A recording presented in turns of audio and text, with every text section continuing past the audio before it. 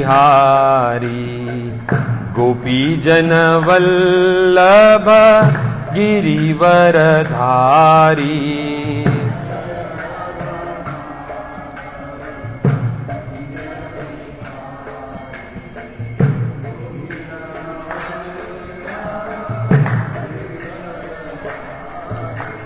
गिरिवरधारी जय जय गिरिवरधारी।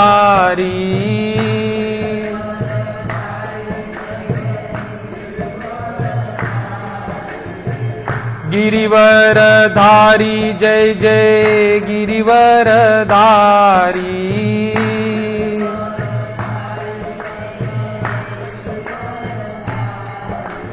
गोपी जन वल्लभ गिरिवरधारी।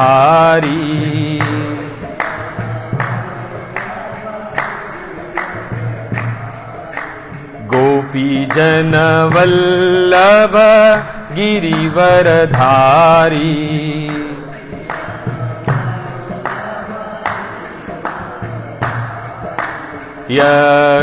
यशोदानंदन ब्रज जन रंजन।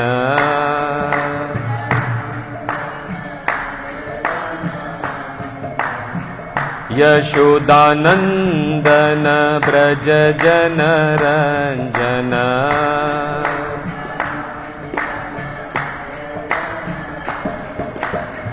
ब्रज जन रंजन ब्रज जन रंजन।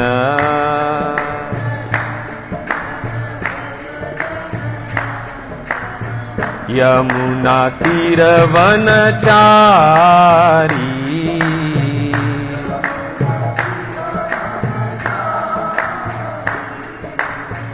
यमुना तीर वनचारी।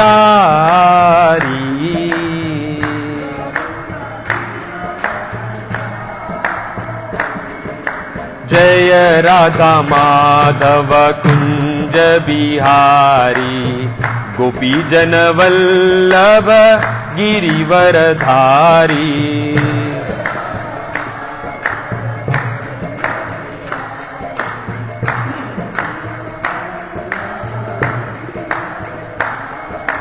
हरे कृष्णा कृष्णा कृष्णा हरे हरे। हरे राम राम राम हरे हरे।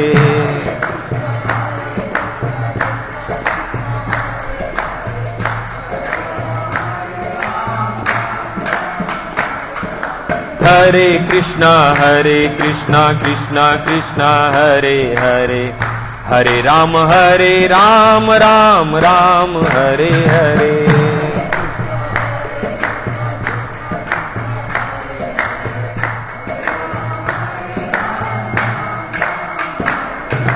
जय जगन्नाथ जय बलदेव जय जय सुभद्रा।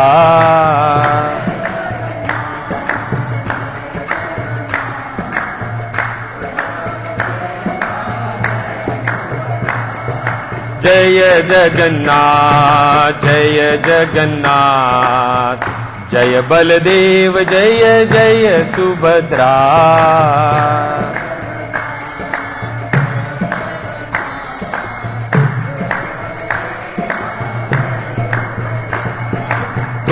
गौरनिताय गौरनिताय गौर गौर गौर गौर गौरनिताय।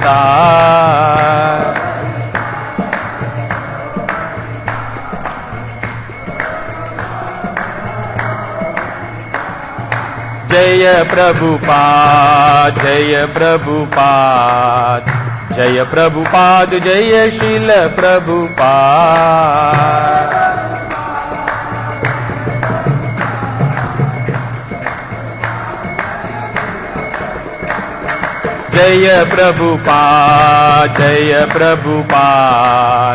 जय प्रभुपाद जय शील प्रभुपाद।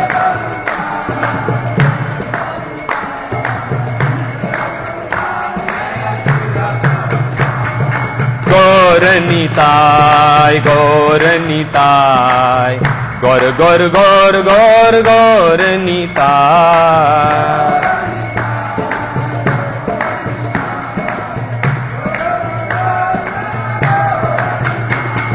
वृंदावन धाम जय जय गौर निताय, मायापुर धाम जय जय गौर निताय।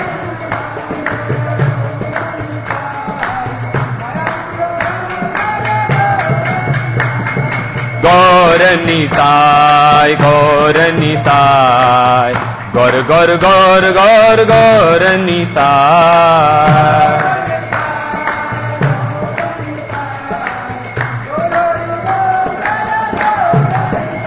युग धर्म हरिनाम संकीर्तन की, जगत गुरु शील प्रभुपाद की। ओम नमो भगवते वासुदेवाय।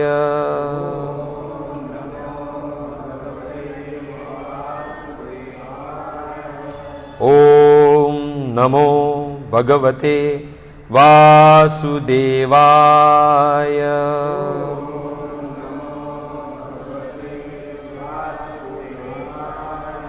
ओम नमो भगवते वासुदेवाय।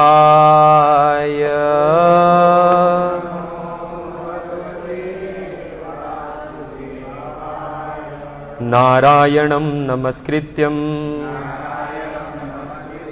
नरं चैव नरोत्तमं, देवीं सरस्वतीं व्यासं ततो जयमुदीरये। नष्टप्रायेषु अभद्रेषु नित्यं भागवत सेवया, भगवती उत्तम श्लोके भक्तिर्भवतीर्नेष्ठकी।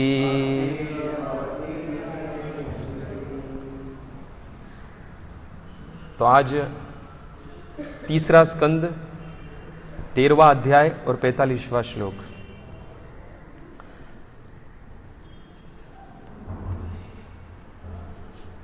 सवेबत भ्रष्ट मतिस्तवेष्टते,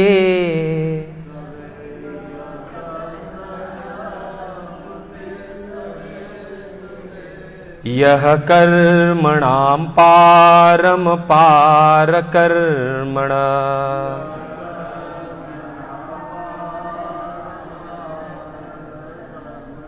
यत योगमाया गुणयोगमोहितम्,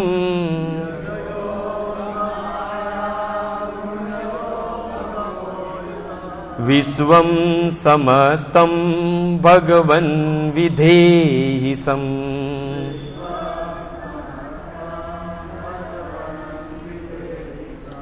सवेबत भ्रष्ट मतिस्तवेषते,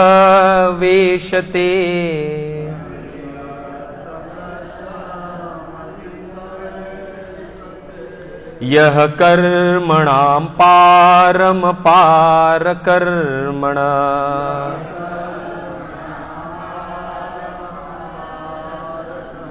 यत योगमाया गुणयोगमोहितम्,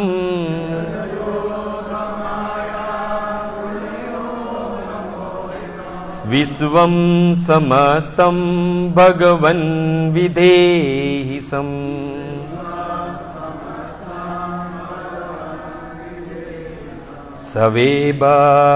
सवेबत भ्रष्ट मतिस्तवेषते,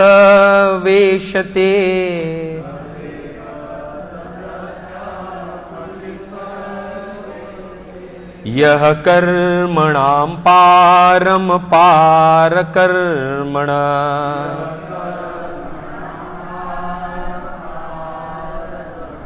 यत योगमाया गुणयोगमोहितम्,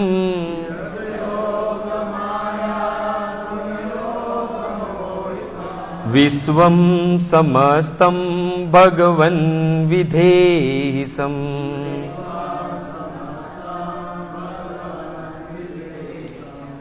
प्रभु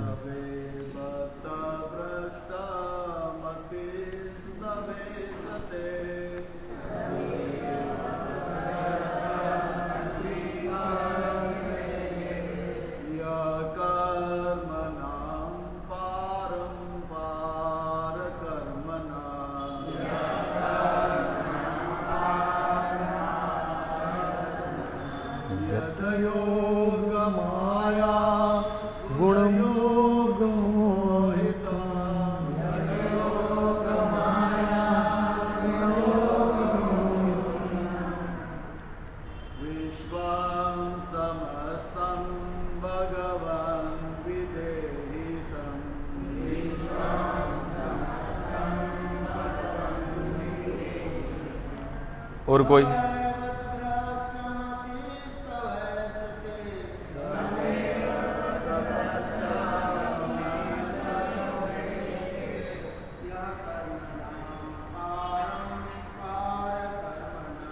यह कर्मणां पारमपार कर्मणा।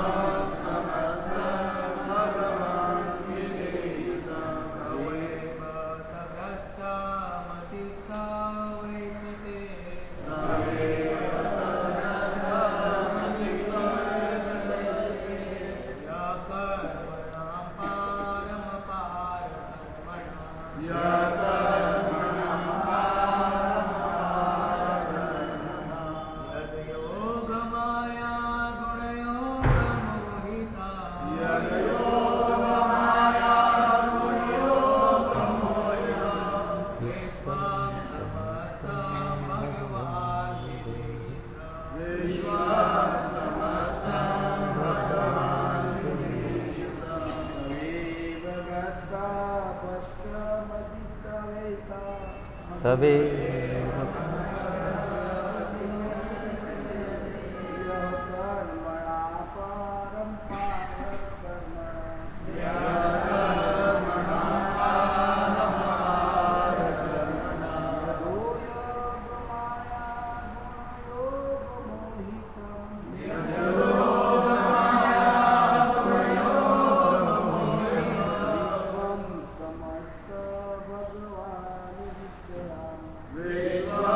समस्तम भगवान।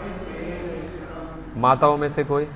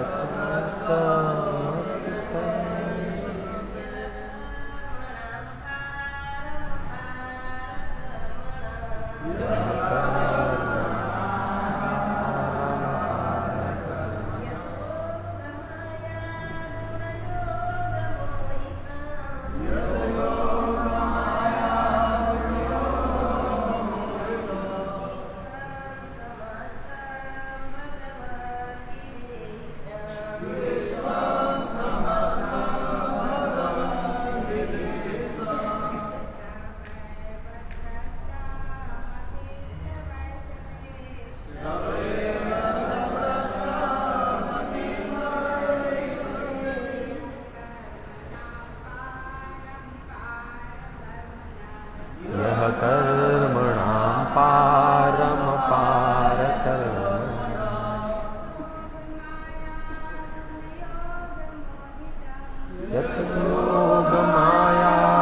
गुणम्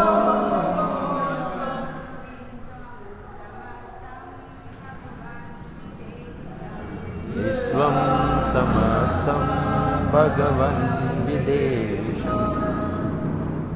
और कोई माताओं में से?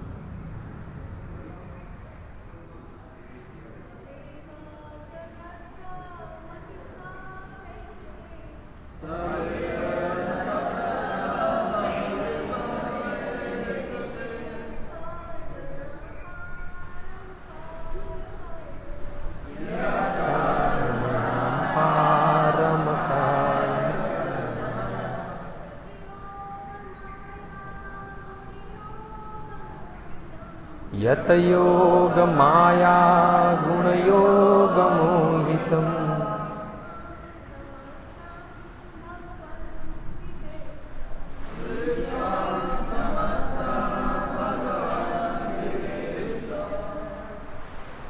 सह वह वे निश्चय ही बत हाय भ्रष्टमति मति भ्रष्ट या मूर्ख तव तुम्हारी एषते इच्छाए यह जो कर्मणाम कर्मों का पारम सीमा अपार कर्मण असीम कर्मों वाले का यत जिससे योग योग शक्ति गुण भौतिक प्रकृति के गुण योग योग शक्ति मोहितम मोहग्रस्त विश्वम ब्रह्मांड समस्तम संपूर्ण भगवन हे भगवान विधेयी वरदे शम सौभाग्य। हे प्रभु, आपके अद्भुत कार्यों की कोई सीमा नहीं है। जो सभी व्यक्ति आपके कार्यों की सीमा जानना चाहता है वह निश्चय ही मृति भ्रष्ट है। इस जगत में हर व्यक्ति प्रबल योग शक्तियों से बंधा हुआ है। कृपया इन बद्ध जीवों को अपनी अहित्यु की कृपा प्रदान करे। कृष्ण कृपा मूर्ति ऐसी भक्ति वेदांत प्रभुपाद के द्वारा तात्पर्य मनोधर्मी चिंतक ज्ञानी जो असीम की सीमा जानना चाहते हैं निश्चय ही मति भ्रष्ट है। इनमें से एक भगवान की बहिरंगा शक्तियों द्वारा पाशबद्ध है। इनके लिए सबसे अच्छी बात यह है कि भगवान को अचिंत्य जानकर उनकी शरण में जाए, क्योंकि उन्हें इस तरह उनकी अहित्यु की कृपा प्राप्त हो सकती है। यह स्तुति उच्चतर लोक अर्थात जन तप तथा सत्य लोक के निवासियों के द्वारा की गई, जो मनुष्य की अपेक्षा कहीं अधिक बुद्धिमान तथा शक्तिशाली है। यहां पर विश्वम समस्तम अत्यंत सार्थक है। लोग दो तरह के हैं, भौतिक तथा आध्यात्मिक। मुनिगण प्रार्थना करते हैं, दोनों लोग आपकी विभिन्न शक्तियों के द्वारा मोहित है। जो लोग आध्यात्मिक जगत में है वे अपने को तथा आपको भी भुलाकर आपकी प्रेमा भक्ति में लीन रहते हैं, जबकि भौतिक जगत के लोग इंद्रिय तृप्ति में डूबे रहते हैं। अतएव वे भी आपको भुला देते हैं। कोई भी आपको नहीं जान सकता क्योंकि आप असीम है। सबसे उत्तम यही है कि व्यर्थ के मानसिक चिंतन द्वारा आपको जानने का प्रयास ही न किया जाए। प्रत्युत आप हम सबको आशीर्वाद दे, जिससे हम अहित्यु की भक्ति से आपकी पूजा कर सके। ओम अज्ञानतिमिरानन्दस्य ज्ञानाञ्जनशलाकया चक्षुरुन्मीलितं येन तस्मै श्री गुरुवे नमः। श्री चैतन्य मनोभीष्टं स्थापितं येन भूतले स्वयं रूप कदा मह्यं ददाति शब्दान्तिकं। नमोऽहं विष्णुपादाय कृष्णप्रेष्ठाय भूतले श्रीमते भक्तिवेदांत स्वामिनिति नामिने। नमस्ते सारस्वते देवे गौरवाणी प्रचारिणे निर्विशेष शून्यवादी पाश्चात्य देश तारिणे। हे कृष्ण करुणा सिंधु दीनबंधु जगतपते गोपेश गोपिका कांत राधा कांत नमोस्तुते। तप्त कांचन गौरांगी श्री राधे वृंदावनेश्वरी वृषभानु सुते देवी प्रणमामि हरिप्रिये। हे कृष्ण, जय श्री कृष्ण चैतन्य प्रभु नित्यानंद श्री अद्वैत गदाधर शिवासादि श्री गौर भक्त वृंद। हरे कृष्णा कृष्णा कृष्णा हरे हरे, हरे राम राम राम हरे हरे। हरे कृष्णा कृष्णा कृष्णा हरे हरे, हरे राम राम राम हरे हरे। हरे कृष्णा कृष्णा कृष्णा हरे हरे, हरे राम राम राम हरे हरे।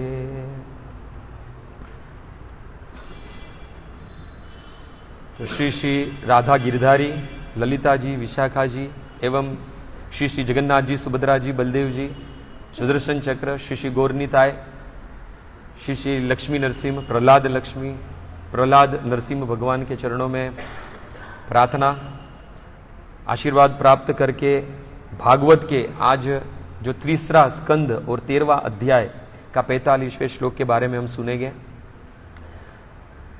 इस स्कंद में जब भगवान वरा जो है उनके द्वारा अपनी पत्नी वसुंधरा का उद्धार किया गया, रसातल से भगवान ने पृथ्वी को उस रसातल से उनका उद्धार किया, तब ब्रह्मा आदि ऋषियों ने जो जनलोक तपलोक के जो ऋषिगण थे उन्होंने भगवान की स्तुति की।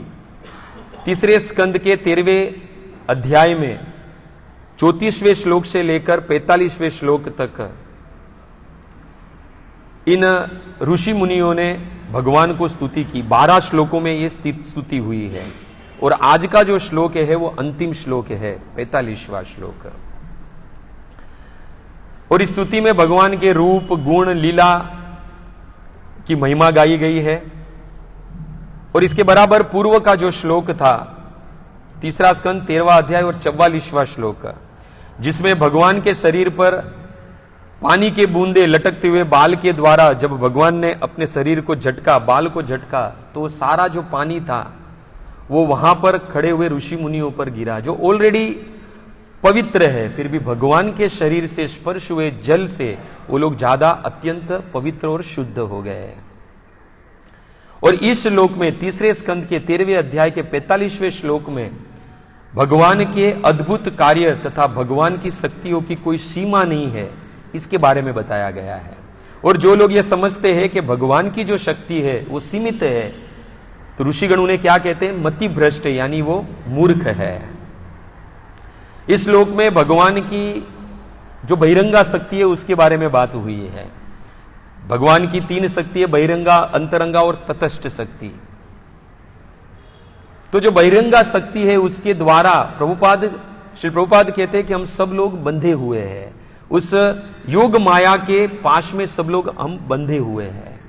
और जब तक कि इस योग माया के, इस माया के पाश में बंधे हुए हैं, तब तक हम भगवान के भजन भक्ति नहीं कर सकते, भगवान को समझ नहीं सकते हैं।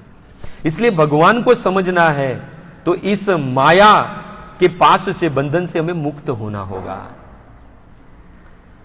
आप देखो, भगवान भगवत गीता में कहते हैं कि ये माया कैसी है? देवी ही ऐसो गुणमयी मम माया दुरत्या। ये मेरी माया है, वो देवी गुण वाली है, पर दुरत्या, दुस्तर है उसको पार करना। पर भगवान साथ ही साथ उपाय भी बताते हैं कि किस प्रकार इस माया से आप तरिंतते, आप कैसे पार कर सकते हैं, कैसे इस माया के पाश से बन सकते हैं। भगवान कहते हैं मामेव प्रपद्यन्ते माया मेताम तरिंतते। हे अर्जुन, जो कोई मेरी शरण में आता है, मेरी भजन भक्ति करता है, मुझे तत्व से जो समझता है, वो अवश्य इस माया के बंधन से मुक्त हो जाता है। याद कीजिए भागवत का 11वां स्कंद, भागवत का 11वां स्कंद, जिसमें छठा स्कंद 11वां अध्याय, जिसमें वित्रासुर भी यही प्रार्थना करते हैं। 4 श्लोकों में भगवान से प्रार्थना करते हैं और 4 श्लोक को सुखदेव गोस्वामी ने चतुर्श्लोकी भागवत कह दिया।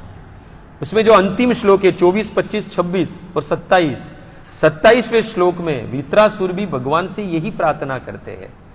कहते हैं वित्रासुर के संसार चक्रे भ्रमते स्वकर्म भी, हे प्रभु, हम सब लोग हमारे कर्म के हिसाब से इस संसार में भ्रमण कर रहे हैं, अलग अलग योनियों में, और खास करके ये मनुष्य जीवन जब मिलता है तो संसार चक्रे भ्रमते स्वकर्म भी। हे प्रभु, हम हमारे स्वकर्म से ही हम इस संसार में भ्रमण कर रहे हैं, तो कृपया करके जो आपकी ये माया है, त्वं मायाया आत्मजा दारेशु गेहेशु आसक्ति चित्तस्य ननाथ भूयात।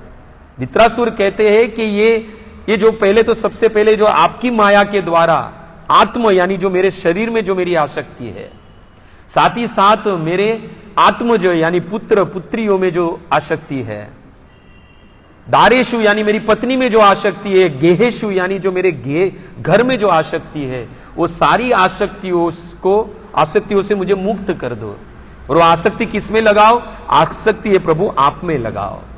वित्रासुर भी यहां पर यही कहते हैं कि यदि माया के बंधन से, यदि हमें पास से मुक्त होना है, तो हमारी सारी आसक्ति इस भौतिकता में से, भौतिक जगत में, भौतिक वस्तुओं में से निकाल कर वो आसक्ति कहां लगानी है? भगवान में लगानी है। और याद रखना भक्तों, हम बद्ध जीव, हम स्वतंत्र नहीं है। वो माया के सत्व रज और तम गुणों से हम बंधे हुए हैं, हम स्वतंत्र नहीं है। और भगवान की जो शक्ति है, भगवान को तो बड़े बड़े देवताओं भी नहीं समझ पाए। इसलिए तो भागवत के प्रथम स्कंद में, प्रथम अध्याय के प्रथम श्लोक में ही कहा कि मुयंती यत सूर्य। भगवान को सब लोग नहीं समझ सकते, बड़े बड़े देवता भी भगवान को नहीं समझ सकते।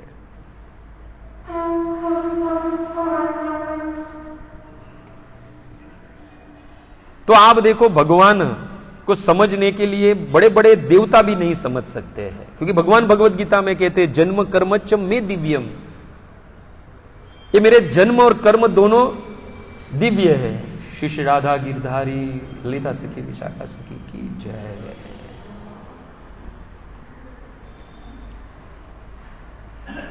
उस देवताओं का राजा इंद्र भी भगवान को नहीं समझ पाया।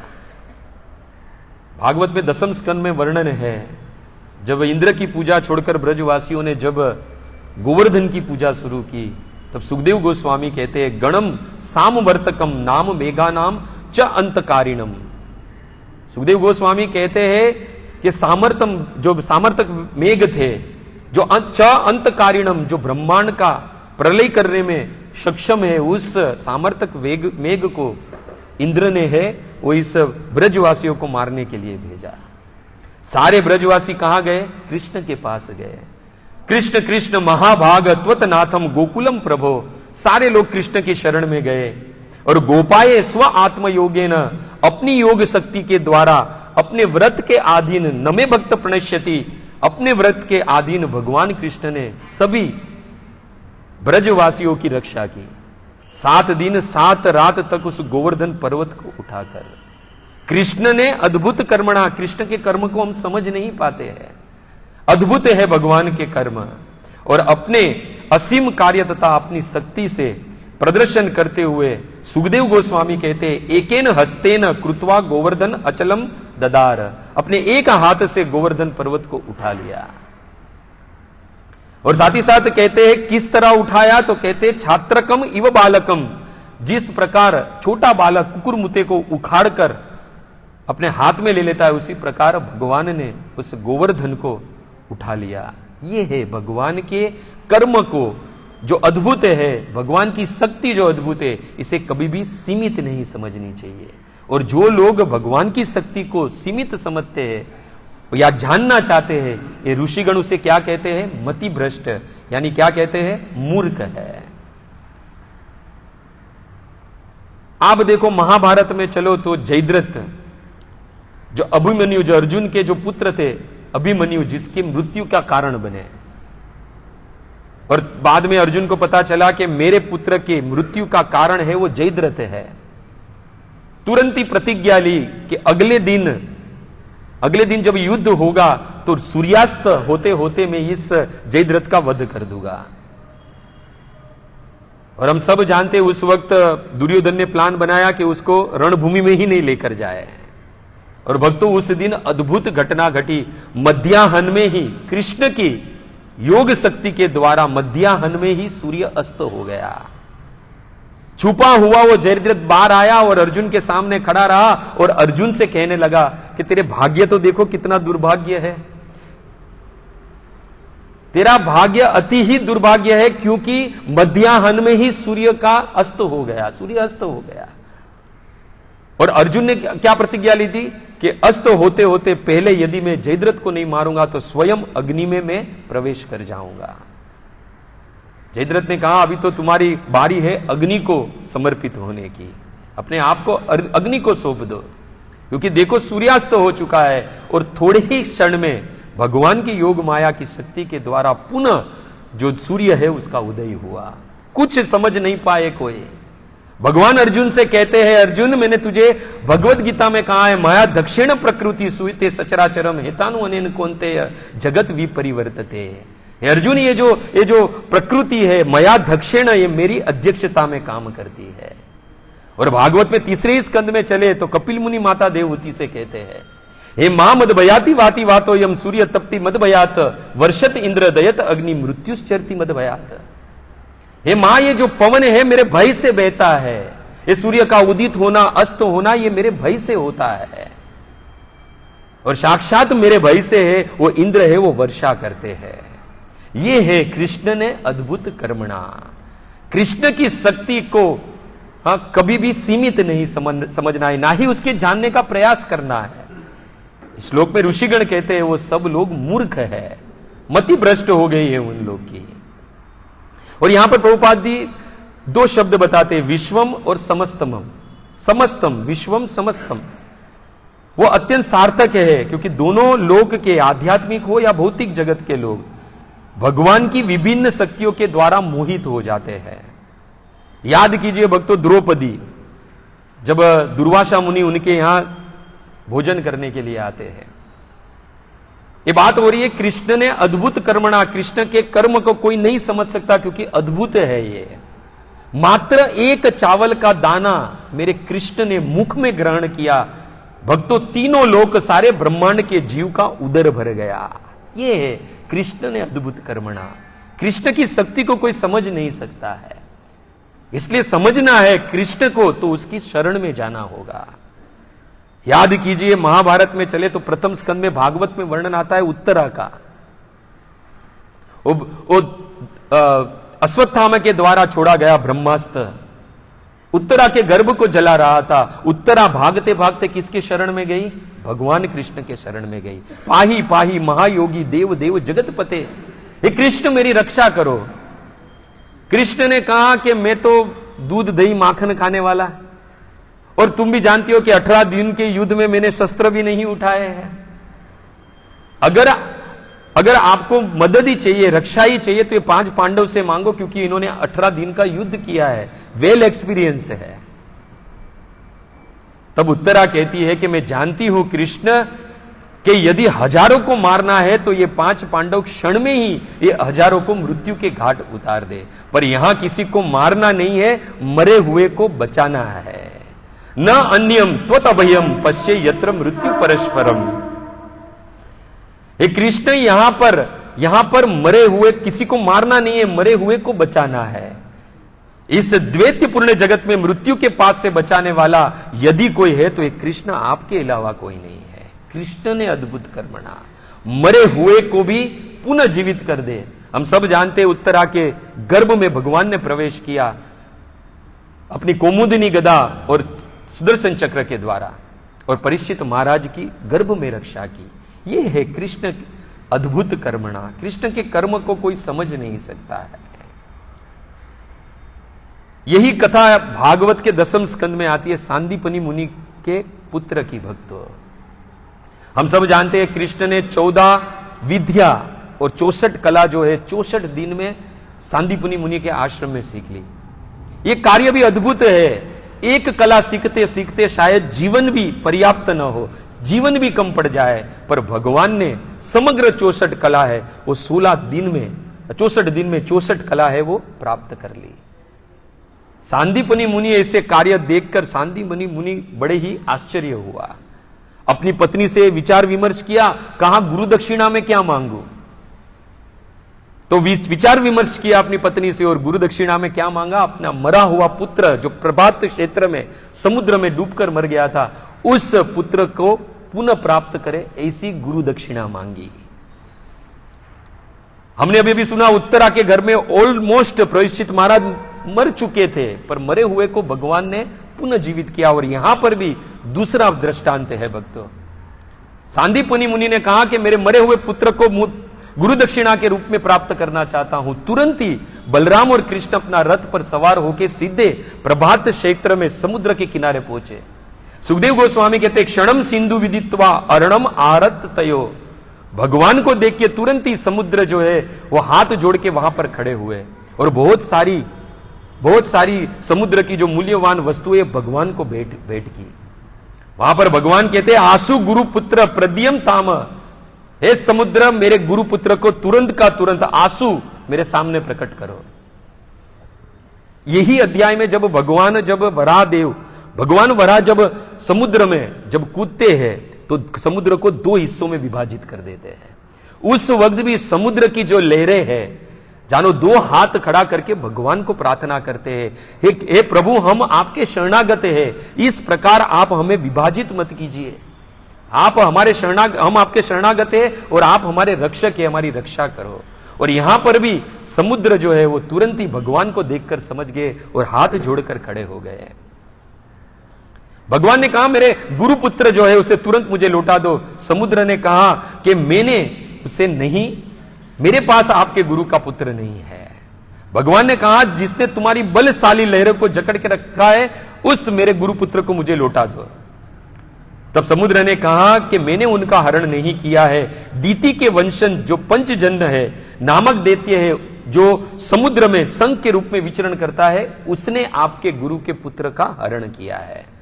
भगवान ने विलंब नहीं किया, तुरंत ही समुद्र में कूद कर उस पंचजन्य को पकड़ा, उस दैत्य को मार डाला, उसका वध कर दिया। और सुखदेव गोस्वामी कहते हैं कि जब भगवान ने उस असुर का वध किया, न अपश्यते उदर अर्भकम, अपने गुरु का पुत्र उसके गर्भ यानी उसके उदर में प्राप्त नहीं हुआ। भगवान ने वो शंख ले लिया जो उस दैत्य के चारों ओर उगा हुआ था, भगवान ने वो शंख ले लिया। और सुखदेव गोस्वामी कहते हैं परीक्षित भगवान रुके नहीं, तुरंत ही तत् संयमनी नाम यमस्य दैताम पुरीम, भगवान तुरंत ही कहां गए? यमपुरी गए, यमराज के पास गए। और गत्वा जनार्दन शंख प्रबत दंबो, भगवान ने अपना जो पांच जन्य शंख था वो भगवान ने बजाया, जोर से बजाया। जैसे ही भगवान ने शंख बजाया तुरंत ही यमराज है वो दौड़े दौड़े भगवान के सामने खड़े हो गए हाथ जोड़कर कि प्रभु आज्ञा दीजिए, क्या मैं आपकी सेवा कर सकता हूं। ये है कृष्ण ने अद्भुत कर्मणा, भगवान की शक्ति असीम है भक्तों। ऐसा वर्णन है स्कंद पुराण में कि जब भगवान ने जब उस शंख को फूका तो 80 पत्रक नाम का वहां पर एक नरक है। भागवत के पंचम स्कंद के 25वें अध्याय में सुखदेव गोस्वामी ने 28 प्रकार के नरक का वर्णन किया था। उसमें से एक नरक है 80 पत्रक वन, जिसमें नोकेले झाड़ की जो पत्तियां होती है ना, नोकीली पत्तियां होती है, जिससे पापी जीव को दंड दिया जाता है। भगवान के शंख के नाद से वो सारी नोकीली पत्तियां वो सब गिर गई। इतना ही नहीं, रोरव नामक नरक है वो रूरू पशुओं से रिक्त हो गया। और सबसे भयानक नरक है भैरव नरक, वो अपनी भयानकता है वो खो बैठा भगवान के शंख के नाद से भक्तों। और साथ ही साथ नरक में जितने भी पापी जीव जो वहां पे दंड भोग रहे थे, सुखदेव गोस्वामी कहते हैं पदम व्ययम साध्य, वो उच्च पद यानी भगवान के वैकुंठ धाम को प्राप्त हो गए। ये है भगवान कृष्ण ने अद्भुत कर्मणा। भगवान की शक्ति को कभी भी सीमित नहीं, सब जानना ही नहीं चाहिए। जो जानते हैं वो सब लोग मूर्ख है भक्तों। और बाद में यमराज से वो पुत्र को लेकर गुरु दक्षिणा में गुरु को पुत्र सौंपा। और भगवान कहते हैं और कुछ मांगना है तो भी मांगो, मैं देने के लिए तैयार हूं। बताओ, ये है कृष्ण भक्तों।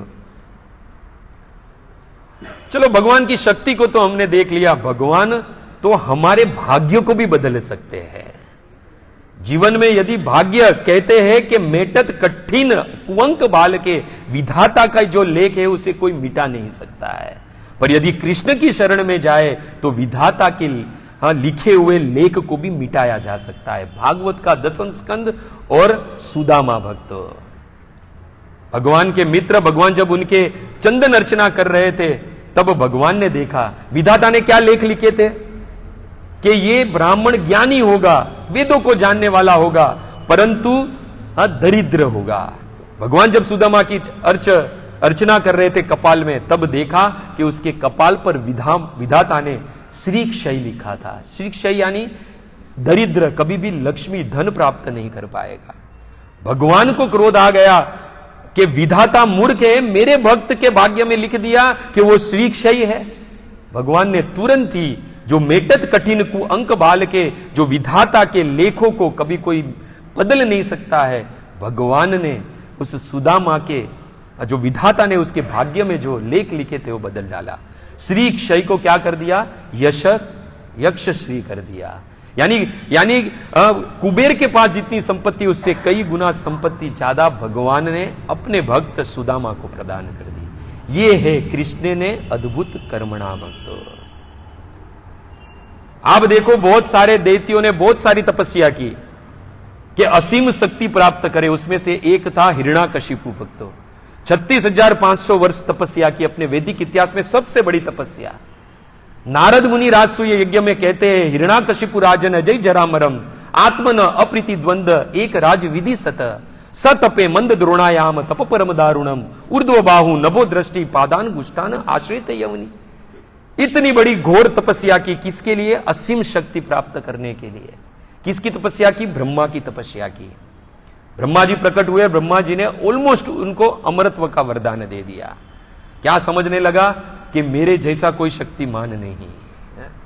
परंतु भक्तों, सारे देवताओं ने मिलकर, उस वक्त सारे देवता है वो सब हिरण्याकशिपु के यहां नौकर थे। इतना भयंकर आतंक था क्योंकि शक्ति उतनी प्राप्त करके रखी थी। सारे देवताओं ने जिस दिशा में भगवान है उधर खड़े रहकर भगवान को स्तुति की। भगवान वाणी के रूप में प्रकट हुए। भगवान ने कहा, यदा देवेशु वेदेशु गोसु विप्रसु साधुसु धर्मस्य मई विद्वेष सवा आशु विनिश्यति। मैं तुरंत ही मार दूंगा उसे। सारे देवताओं ने कहा, प्रभु मारोगे कैसे? ब्रह्मा जी ने वरदान क्या दिया है पता नहीं है आपको? भगवान ने कहा, वरोर्जितम, मैं उस मेरे भक्त ब्रह्मा के वर की भी रक्षा करूंगा और मैं उसे मार भी दूंगा। और हम सब जानते हैं, अपनी शक्तियों को असीम समझने वाला वो मूर्ख हिरण्याकशिपु स्तंभ से भगवान प्रकट हुए और भगवान को जब देखा नरसिंह के रूप में, समझ नहीं पाया ये कौन है। तब भगवान उसे अपने वर जो ब्रह्मा से मांगे थे वो सब गिना रहे हैं। और गिनाते गिनाते हम सब लोग जानते हैं उस हिरण्याकशिपु का भगवान वध कर देते हैं। क्योंकि हिरण्याकशिपु ऐसा समझता था कि मेरी शक्ति असीम है, पर भगवान की शक्ति को नहीं जानता था भक्तों। भगवान की शक्ति को नहीं जानता था, इसके लिए मारा गया भक्तों। आप देखो, कंस देखो, रावण देखो, सब लोग को ऐसे लगा कि हमारे सिवा कोई शक्तिमान नहीं उस भूमंडल पर भगवान ने अपनी शक्ति का प्रदर्शन किया। देखो, भगवान अपनी शक्ति का प्रदर्शन करते कोई ये जो असुर है उनको दिखाने के लिए नहीं। भगवान जब जब अवतार लेते, जब जब अपनी शक्ति का प्रदर्शन करते, उसका एक और एकमात्र उद्देश्य क्या है? अपने भक्त को सुख देना, अपने भक्तों की रक्षा करना। भगवान बड़े बड़े ऐसे कर्म करते, दिव्य कर्म करते, अद्भुत कार्य करते हैं तो भक्तों की रक्षा के लिए। वहां प्रहलाद की रक्षा के लिए भगवान स्तंभ फाड़कर प्रकट हुए। नारद मुनि राजसूय यज्ञ में कहते उस स्तंभ में भगवान नहीं थे। सत्यम विधातु निज भृत्य भाषितम, अपने भक्त के वचनों को सत्य करने के लिए, अपने भक्त की रक्षा करने के लिए भगवान स्तंभ फाड़कर नरसिंह के रूप में प्रकट हुए। भगवान का जन्म कर्मच में दिव्यम, भगवान भगवद गीता में कहते हैं भगवान का जन्म भी किसके लिए है? भक्तों को सुख देने के लिए। इसलिए तो चैतन्य चरितमृत में कृष्णदास कविराज गोस्वामी कहते हैं, भक्त गणे सुख दीते प्रभुर अवतार, भक्त गणे सुख दीते प्रभु रय अवतार। एक और एक मात्र भगवान के अवतार लेने का, जन्म लेने का कारण एक ही है, अपने भक्तों को सुख प्रदान करना। यह है भगवान के अद्भुत कर्म। आप देखो, जैसे सुदामा को उसके भाग्य से भी ज्यादा प्रदान किया, विधाता के लेख को मिटा दिया, वैसे ही 5 साल का बालक ध्रुव भक्त हो तपस्या के लिए निकले वन में। किसके लिए तपस्या करनी थी? स्थानाभिलाषी तपसो स्थितो अहम। एक बड़े स्थान की अभिलाषा से उन्होंने तपस्या के लिए वन में गए, भगवान को प्रसन्न करने के लिए। रास्ते में नारद मुनि मिले। नारद मुनि ने कहा, कहां जा रहे हो? 5 साल का बालक है, तेरी तो खेलने कूदने की उम्र है।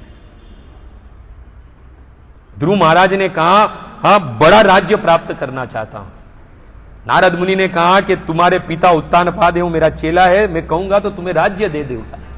5 साल का बालक भक्त ध्रुव कहा कि मुझे मेरे पिता उत्तानपाद का राज्य नहीं चाहिए, मुझे उनके पिता मनु का भी राज्य नहीं चाहिए, मुझे उनके पिता ब्रह्मा का भी राज्य नहीं चाहिए, मुझे तो उससे भी बड़ा राज्य चाहिए। और नारद मुनि के द्वारा 12 मंत्र दिया गया और 6 महीने में भक्तों ध्रुव ने, 5 साल के बालक ने भगवान को प्रसन्न कर लिया। जब भगवान को देखा, जैसे नारद मुनि ने वर्णन किया था वैसे ही भगवान को देखा, तो भगवान को देखते ही रह गए। सारी कामना जो है, क्या थी? कामना थी भौतिक बड़ा राज्य प्राप्त करना था, पर भगवान को देखा तो सारी कामना है वो नष्ट हो गई। भगवान प्रसन्न हो गए 5 साल के बालक ध्रुव की तपस्या से। भगवान ने कहा, मांगो क्या चाहिए? ध्रुव ने कहा, कृतार्थ अस्मि, हे स्वामी तुम मुझ पर प्रसन्न हो तो वरम न याचे, अब मुझे कोई वर नहीं चाहिए। परंतु भगवान वेदाहम समतितानि वर्तमानानि च अर्जुन भविष्याणि च भूतानि माम तु वेद न किंचन। जो भविष्य भूतकाल सबको जानने वाले उस 5 साल के बालक की कामना को जानते थे। वहां हिरण्यकशिपु ने तपस्या की 36,500 वर्ष ब्रह्मा जी की, पर मारा गया, अमर नहीं बना। पर ये 5 साल का बालक भगवान कृष्ण की भक्ति की, तपस्या की, तो अमर बन गया। भक्तों, भगवान ने क्या वर दिया? भगवान जानते थे किसके लिए ये तपस्या कर रहा था, परंतु भगवान से कहा, अब कोई मुझे वर नहीं चाहिए। तो भगवान ने उन्हें ध्रुव नामक देप्यमान ग्रह प्रदान किया, जो कल्पांत के प्रलय के बाद भी उसका अस्तित्व बना रहेगा। देखो, ब्रह्म पद, उच्च पद, ब्रह्मलोक, सत्यलोक, पर प्रलय के समय वो भी विनाश हो जाता है उसका। पर भगवान ने कैसा दान दिया, कैसा वर दिया, ऐसा लोक दिया जो कल्पांत में भी, जब प्रलय हो तब भी वो लोक ऐसा का ऐसा बना रहे। इतना ही नहीं, भगवान ने कहा, आकाश में सभी ज्योतिषी ग्रह तुम्हारे ग्रह की प्रदक्षिणा करेंगे। धर्म, अग्नि, कश्यप तथा शुक्र जैसे ऋषियों के द्वारा जो ग्रह बसाए गए हैं वो सभी तुम्हारे लोक के दाई ओर रखकर परिक्रमा करेंगे। और तुम्हारे पिता के राज्य पर 6 वर्ष शास्त्रम, तुम तुम्हारे पिता के राज्य पर 36,000 वर्ष तक राज्य करोगे। हे ध्रुव, तुम जन्म जरा मृत्यु व्याधि के चक्कर से मुक्त हो जाओगे, तुम कभी भी वृद्ध नहीं होगे।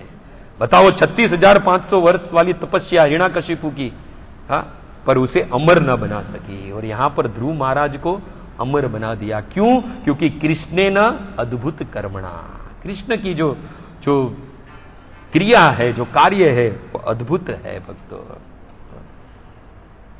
रामायण में चले आप, देखो, भगवान की शक्ति पे शंका नहीं करनी चाहिए। कभी कभी क्या होता है कि हम किसी के शक्ति को देखें तो हमें शंका होने लगती है, जैसे शंका हुई थी सुग्रीव को।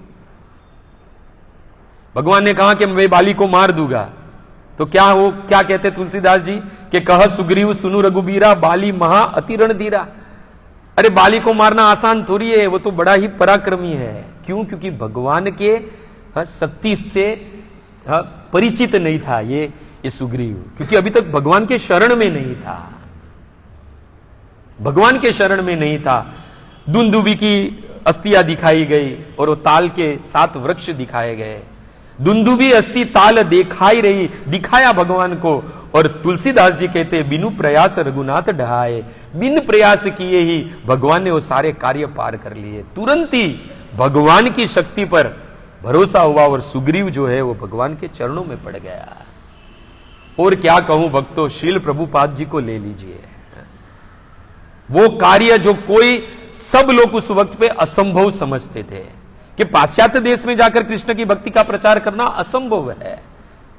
उस वक्त के गौड़ीय प्रभुपाद के जितने भी गुरु भाई थे, गौड़ीय जो था, उन लोग भी ऐसा सोचते थे कि कार्य असंभव है। किसी ने भी प्रभुपाद की मदद नहीं की भक्तों, परंतु कृष्ण की असीम शक्ति की कृपा प्राप्त करके जो कार्य कोई नहीं कर सका वो कार्य श्री प्रभुपाद ने कर दिखाया। आज आप देखिए विश्व का ऐसा कोई कोना नहीं जहां इस्कॉन का मंदिर न हो, जहां पर सुबह में कृष्ण के नाम का डंका न बजता हो। ये सारा कार्य किसके लिए है? श्री प्रभुपाद की कृपा से। भगवान के भक्त जो होते, भगवान की जब असीम कृपा जब उस पर होती है तो न करने वाले असाधारण कार्य भी साधारण तरीके से कर लेते हैं। और आज हम एक छत्र के नीचे बैठे, ये सारी कृपा श्री प्रभुपाद को जाती है। यानी कहने का मतलब है भगवान में जितनी शक्ति है उतनी ही शक्ति जो है वो शुद्ध भक्त में होती है, क्योंकि भगवान उन्हें प्रदान करते हैं, क्योंकि वो भगवान के शरणागत है। आप देखो दास्य भक्ति के आचार्य हनुमान जी भक्त क्या कहा है? अतुलित बलधामा, जिसकी शक्ति को तोला नहीं जाए। आज आपको बता दूं हनुमान जी की शक्ति कितनी है। जब 100 अश्व इकट्ठा हो तब उतनी शक्ति एक मदजर हाथी में होती है। किसमें? मदजर हाथी में। 100 अश्व की शक्ति जो है वो एक मदजर हाथी में होती है। और जब 1000 मदजर हाथी इकट्ठा हो जाते हैं और जितनी शक्ति इकट्ठा होती है उतनी शक्ति इंद्र के ऐरावत में है। और जब 10,000 ऐरावत इकट्ठा हो जाए उतनी शक्ति इंद्र में है। और जब 1,00,000 इंद्र इकट्ठा हो जाए उतनी शक्ति दधीचि रुचि के वज्र में है। और जब 10 लाख वज्र इकट्ठा हो जाए और जो शक्ति पैदा होती है उतनी शक्ति हमारे हनुमान जी की कानी उंगली में है। तो सोचो, घर पे जाके फिर कैलकुलेट कर लेना कि भगवान के भक्त में कितनी शक्ति है। जब भगवान के भक्त में इतनी शक्ति है, भगवान के दास में इतनी शक्ति है, तो सोचो हमारे कृष्ण में कितनी शक्ति होगी। अकल्पनीय, अचिंत्य, विचार ही करना नहीं है उस पे, क्योंकि जो विचार करता है वो कौन है? मूर्ख है। सब लोग ने भगवान को अपनी शक्तियों के सामने भगवान की शक्ति को तुच्छ समझा। सब लोग मारे गए, रावण मारा गया, कंस मारा गया। परंतु भगवान की जो शक्ति इस श्लोक में बताया है कि भगवान की शक्ति कैसी है? अचिंत्य है। और भगवान की ही शक्ति हमें इस शरणागत होते हैं, भगवान की कृपा होती है। और कैसी कृपा होती है? प्रभुपाद कहते हैं अहित्यु की कृपा। अहित्यु की कृपा चाहिए। आप शिष्टाष्टकम में चलो तो चैतन्य महाप्रभु भी यही कहते हैं, न धनम न जनम न सुंदरी कविताम वाम जगदीश कामे मम जन्मनि जन्मनि ईश्वरे भवतात भक्ति अहित्यु की त्वयि। हम तो भगवान के पास मंदिर में भी जाते हैं तो कुछ कामना लेकर जाते हैं, बड़ी गाड़ी मिल जाए, अच्छी पत्नी मिल जाए, परीक्षा में पास हो जाए, ये सभी हम मांगते हैं। हम भगवान की आज कथा सुन रहे, रूप गुण लीला की भक्तों। कुछ लोग कहते हैं कि हम लोग कथा में आते हैं ना तो मेरा फलाना काम बन गया। कुछ लोग कहते हैं जब से मैं कथा में तब से मेरा बिजनेस बहुत अच्छा चलने लगा है। तो सुबह सुबह उसके साथ में भी ये भागवत क्लास में आ जाते हैं कि चलो मेरा भी कुछ काम बन जाए। भगवान की कथा जो है, कुछ लोग कहते हैं कि हमारे दुख जो थे ना वो सुख में बदल गए जब से मैं कथा सुनने जा रहा हूं, भगवान की कथा सुनने जा रहा हूं। भगवान की कथा जो है वो वास्तविक देखा जाए तो दुख को सुख में परिवर्तन नहीं करती है। ध्यान से सुनना, ये तत्व है, ये सार है कथा का। भगवान की जो कथा है वो दुख को सुख में नहीं बदलती है। भगवान की जो कथा है वो सुख और दुख से परे लेकर जाती है। वास्तविक कथा है, बहिर्मुख को अंतर्मुख करती है। भगवान की जो कथा है वो, अगर हमारे भौतिक दृष्टांत दूं तो छोटी गाड़ी को भी बड़ा कर दे, वो है भगवान की कथा। छोटे घर को भी बड़ा कर दे, ये है भगवान की कथा। इसलिए भगवान की कथा में आए तो भगवान के होके आइए। जब कभी भी हम दर्शन करने आए तो ऐसा समझना हम कृष्ण के हैं और कृष्ण को मेरे कृष्ण कहिए। एक बार परम पूज्य गुरु महाराज के पास जन एक आए और कहा, प्रभु टाइम है ना थोड़ा, 9:15 तक। तो गुरु महाराज से कहा कि महाराज जी हम सेवा तो करते हैं घर में अर्च विग्रह की, परंतु अभी भी भाव नहीं आया है, क्या करें। तो गुरु महाराज ने पूछा कि आपके घर में कितने लोग रहते हैं? तो कहा कि हमारे घर में मैं, मेरी पत्नी और 2 बच्चे, 4 जन रहते हैं। तो गुरु महाराज ने कहा अगली बार यदि कोई पूछे तो कहने 5 जन रहते हैं। 5वां कौन? हमारे भगवान। अपना समझो, मेरा समझो, क्योंकि जब मेरा का भाव होता है, ममत्व जागृत होता है, वहां पर ममता जागृत होती है, और मेरा का भाव जहां पर आता है तब क्या होता है, कृष्ण जो है वो हमें अपने लगने लगते हैं। अच्छे अच्छे वस्त्र हम जब लाते हैं, आज 31 अगला साल, अभी नया साल आ रहा है, नए नए वस्त्र सब लोग लाते हैं। हम हमारे लिए वस्त्र लाए तो भगवान के लिए भी वस्त्र लाए, क्योंकि हमारे वो 5वें मेंबर है, घर के सदस्य है। आप देखना, अगर ये भाव जब पैदा हो जाएगा ना मेरा का, तब यदि हमारे जीवन में कोई तकलीफ होगी, कोई दुख होगा, घर पे कुछ आपत्ति आएगी, तो आप हमारे जो घर में जो विग्रह की सेवा करते हैं, देखना सबसे पहले उदास वो हो जाएंगे। हमें दुख होगा, वो दुख की अनुभूति हमें बाद में होती है, पर पहले किसको होती है? हमारे कृष्ण को होती है, क्योंकि कृष्ण का वचन है, नमे भक्त प्रणश्यति में अपने भक्तों के कभी भी नाश नहीं होने देता है। प्रबल प्रेम के पाले पड़कर प्रभु को नियम बदलते देखा, अपना मान टले टल जाए पर भक्त का मान टलते देखा। एक बार अपना मान टल जाए, पर जो भक्त उनके शरणागत है उनका कभी मान नहीं टलने देते। और ये सारी शक्ति जो है भगवान की, जो असीम है, जिसको कभी जानना नहीं है, ये सारी शक्ति का प्रयोग भगवान एक और एक मात्र उनका उद्देश्य है, अपने भक्त की रक्षा करना और अपने भक्त को सुख देना, और कोई उद्देश्य नहीं भगवान का। अब देखो, जब भगवान 10वें स्कंद में कथा आती है, भगवान जब वो हाथी को मारते हैं, क्या नाम है प्रभु?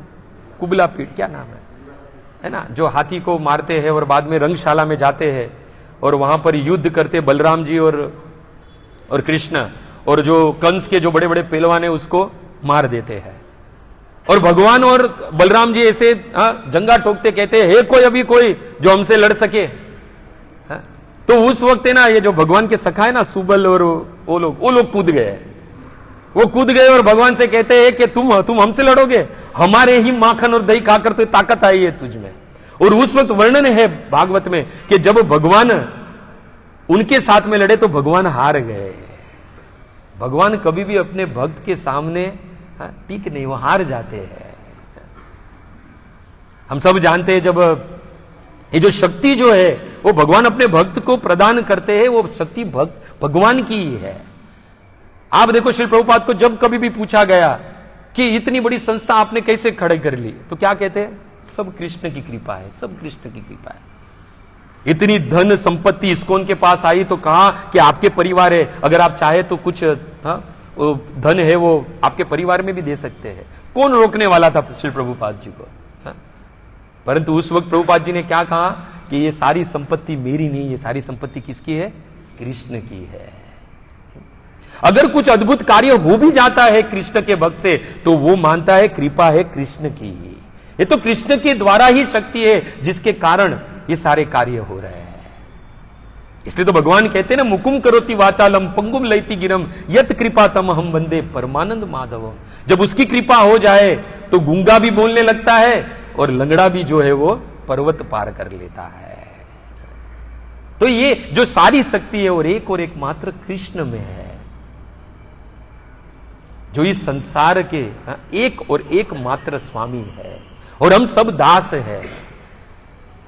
क्या होता है, कभी कभी ज्ञान अर्जित हो जाता है, अच्छे श्लोक पढ़ने लगते हैं तो थोड़ा हम ऊपर आ जाते हैं, परंतु हमें समझना चाहिए सारी कृपा जो है वो गुरु महाराज श्री प्रभुपाद और कृष्ण की है। जब तक उनकी कृपा नहीं होगी, कृष्ण के बारे में हम बोल नहीं पाएंगे। आज हम जो कुछ भी बोल रहे हैं वो कृपा है गुरु की, आचार्य की, श्री प्रभुपाद की। सब लोग कहते हैं कि ये प्रभु जी भाई बहुत अच्छी कथा करते हैं, बहुत अच्छी कथा करते हैं। अरे ये कथा अगर अपनी करने लगे तो सब भाग जाए। ये कथा अच्छी क्यों करती है, क्यों लगती है? क्योंकि ये सारी कथा है वो हमारे कृष्ण की है, इसके लिए अच्छी लगती है, कर्णों को प्रिय लगती है। क्योंकि आत्मा का वास्तविक खुराक है भगवान की कथा। और भगवान की कथा में क्या है? भगवान के यश का, रूप का, गुण का महिमा गाई जाती है। और यही सब हम सुनने के लिए यहां पर उपस्थित हुए हैं। तो प्रभुपाद ने हमारे पीछे क्या लगाया? दास। दास लगाने का मतलब है हमेशा हमें याद रहता है कि हमारा कोई स्वामी है, हम स्वामी नहीं है। भगवान भगवत गीता में कहते हैं ना 12वें अध्याय में कि मुझे कौन सा भक्त प्रिय है? अद्वेष्ट सर्वभूता नाम मैत्री करुण एवच निर्ममम निरहंकार सम दुख सुख क्षमी। निर्ममम यानी जो स्वामित्व का भाव नहीं रखता है, अपने आप को दास समझता है, भगवान को वो प्रिय है। हम क्या कहते हैं? हमें कृष्ण बड़े प्रिय है, कृष्ण बड़े प्रिय है। क्या कृष्ण को हम प्रिय है? ये गुण है, सेकेंडरी है कि हमें कृष्ण प्रिय है, पर प्राधान्य किसको देना है? क्या कृष्ण को हम प्रिय है? और कृष्ण को हम कब प्रिय होंगे? जब हम कृष्ण के शरणागत हो गए, कृष्ण के नाम में रहेंगे, कृष्ण का भजन करेंगे, कृष्ण के भक्तों की सेवा करेंगे। भगवत गीता में 12वें अध्याय में 13वें से लेके 20वें श्लोक में भगवान कहते हैं कि सच मम प्रिय समय भक्त प्रिय। मुझे कौन सा भक्त प्रिय है? 8 श्लोक में भगवान ने बताया है। तो भगवान को वही प्रिय है जो पूर्ण रूप से शरणागत है भक्तों। वो द्रौपदी को देख लीजिए भक्तों, ऐसा वर्णन है भागवत में कि 10,000 हाथियों का बल रखता था वो दुशासन। और जब उसके वस्त्र खींचने गया तब द्रौपदी जो है वो किसके शरण में गई? भगवान कृष्ण के शरण में गई। जानते हो कौन सा श्लोक गाया था द्रौपदी ने? फिर पीछे पीछे गाना। शंख चक्र गदा पाणी, शंख चक्र गदा पाणी, द्वारिका निलयच्युत,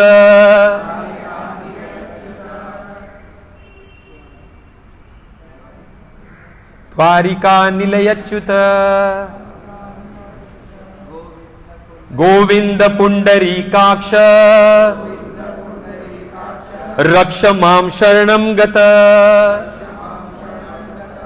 10,000 हाथियों का बल रखने वाला पर जब भगवान के शरण में गई तो भगवान ने उस द्रौपदी की रक्षा की। भागवत में वर्णन है कि वो 10,000 हाथियों का बल रखने वाला वो दुशासन वो साड़ी खींचते खींचते मुख से फेंड निकल गए और कहने लगा कि साड़ी है कि नारी है, नारी है कि साड़ी है, कुछ समझ में नहीं आया। ये है कृष्ण ने अद्भुत कर्मणा।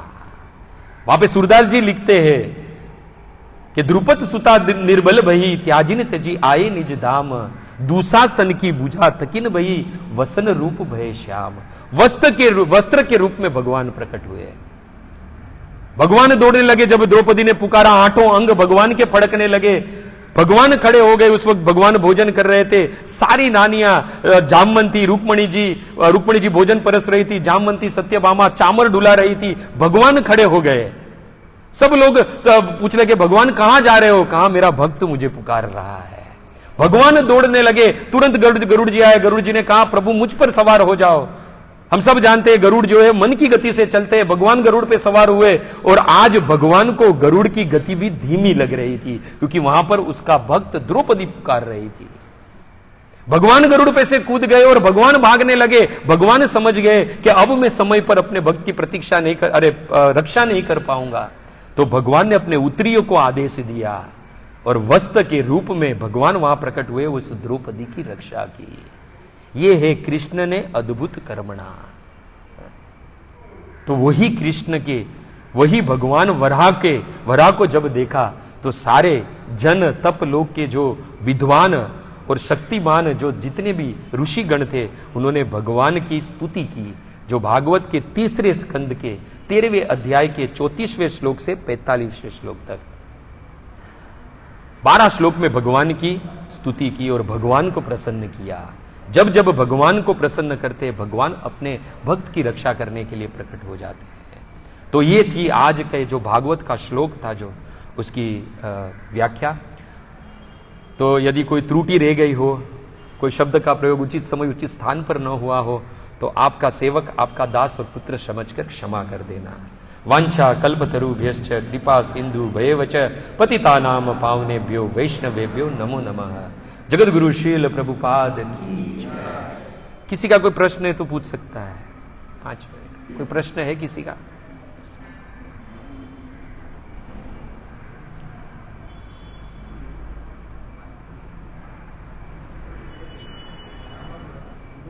हाँ, परंपरा गुरु जो है जो श्रील प्रभुपाद, उसके बाद क्योंकि हर मंदिर में मैं जाता हूँ तो अपने अपने जो शिक्षा गुरु होते हैं उनके फोटो लगा देता हूँ। हाँ, प्रश्न तो जो कि टॉपिक से हटके है, फिर भी मैं आपको बता दूं, श्रील प्रभुपाद अभी भी है। श्रील प्रभुपाद अभी भी है हमारे वर्तमान आचार्यों में और साथ ही साथ हमारे हृदय में है ना? तो कभी भी प्रभुपाद, और प्रभुपाद तो कहते हैं कि मैं हमेशा जीवित रहूंगा मेरी बुक में। हाँ, जो प्रभुपाद जी ने जो बुक लिखी है, जिसका डिस्ट्रीब्यूशन हम लोग ये पूरे महीने कर रहे हैं, तो ये प्रश्न एक्चुअली नहीं है, प्रभुपाद स्टिल अलाइव। और किसी का कोई प्रश्न?